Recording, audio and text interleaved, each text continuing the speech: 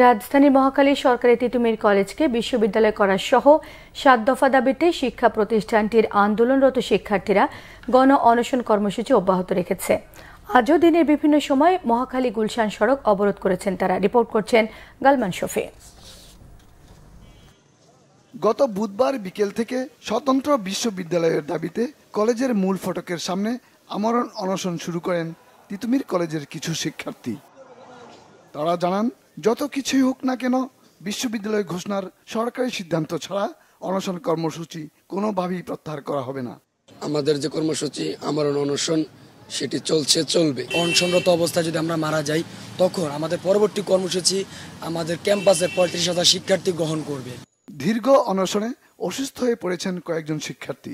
অসুস্থ হওয়া শিক্ষার্থীরা সুস্থ হয়ে আবারও অনশনে যোগ দেন। আমাকে সহ আরো 2 বাইকে মিলে 3 জনকে হসপিটালে নিয়ে যায়। তারা এখনো হসপিটালেই আছে। আমি একটু সুস্থ হওয়ার পরে হসপিটাল থেকে ফিরে এসে আবার আমি অনশন অবস্থানে।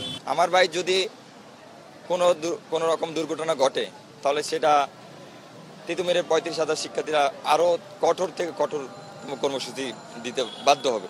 অবরোধের কারণে মহাখালী গুলশান সড়কে যান চলাচল বন্ধ হয়ে যাওয়ায় তৈরি হয় যানজট।